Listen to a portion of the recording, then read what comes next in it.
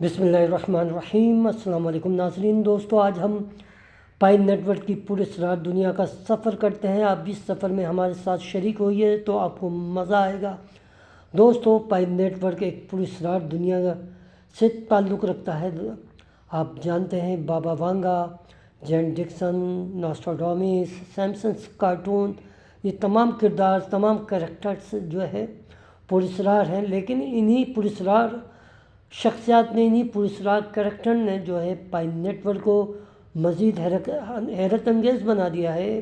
क्योंकि आप पाई नेटवर्क से जुड़े हुए हैं तो आपको जानना ज़रूरी है कि ये पुरस्रार शख्सियात ने पाई नेटवर्क के बारे में कौन कौन सी ऐसी पेशन गोइयाँ की कि आज ये पाई नेटवर्क हमारे लिए एक खुशकिस्मती का कोइन बनकर आया। एक क्रिप्टो करेंसी की दुनिया में हलचल मचाने के लिए आपके पास मौजूद है, जो 14 मार्च सन 2025 को लॉन्च होने के बाद पूरी दुनिया पे राज करेगा और फिर आप लोग भी दुनिया पर राज करेंगे। दोस्तों,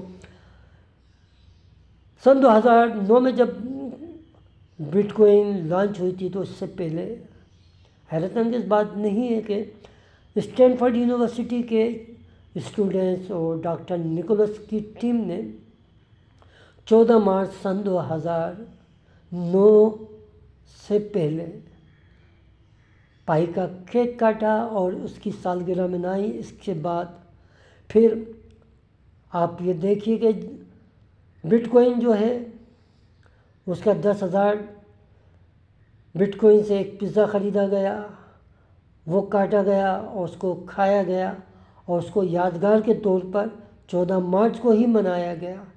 तो ये कैसी मुबासलत है, ये क्या इत्तेफाक है या पहले से ही ये सब कुछ एक माहिरीन की टीम ने इसको रखा था ताकि लोग पाई नेटवर्क की यादों को, उसकी बातों को हमेशा याद रखें।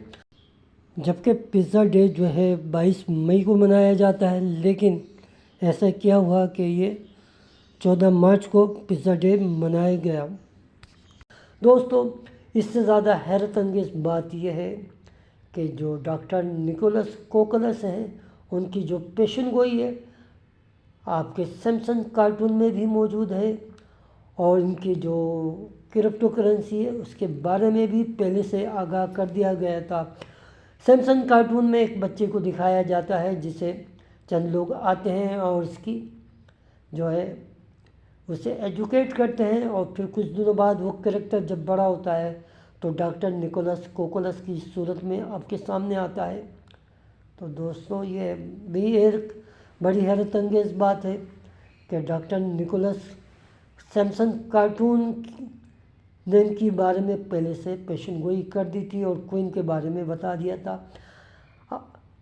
सन 2021 में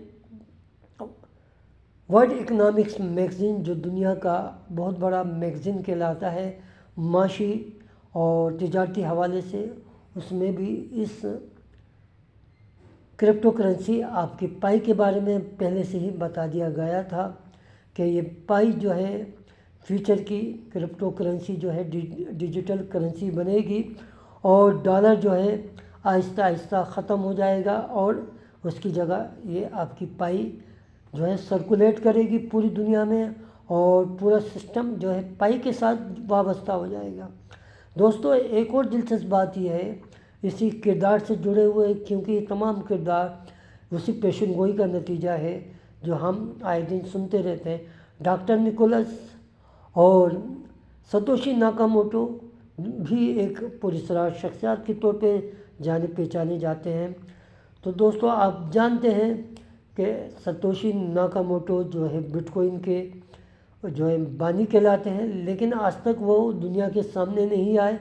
उन्हें जाहिर करने वाले हैं, उनके राज से पर्दा उठाने वाले भी डॉक्टर निकोलस कोकोलस हैं और उनके पास 10 मिलियन जो है बिटकॉइन मौजूद है। इतनी बड़ी तादाद में बिटकॉइन का मौजूद होना खुद एक हैरत अंगेज़ बात है, क्योंकि टोटल जो सप्लाई है वो 21 मिलियन जो है बिटकॉइन की है।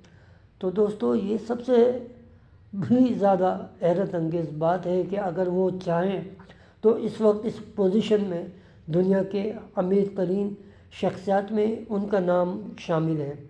اور اسی بات کو روبی نیٹ ورک کے آنر نے کہا تھا کہ اگر کوئی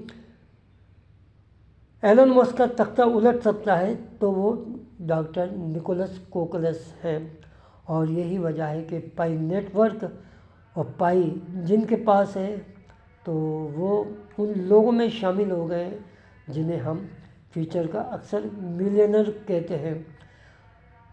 دوستو، اسی کردار سے وابستہ ہم آپ کے ڈونلڈ ٹرمپ کی بات کرتے ہیں۔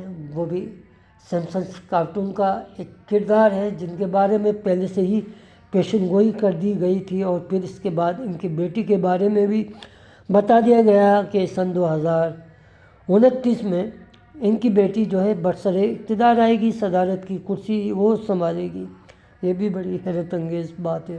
دوستو، ڈونلڈ ٹرمپ بھی اسی زمانے میں اقتدار میں آئے، وہ سمٹ کانفرنس ہوئی مارچ میں ہی پائی نیٹ ورک کا اجرا ہوا، لانچنگ ہوئی، اور انہوں نے اس کی حمایت کا بھی اعلان کیا۔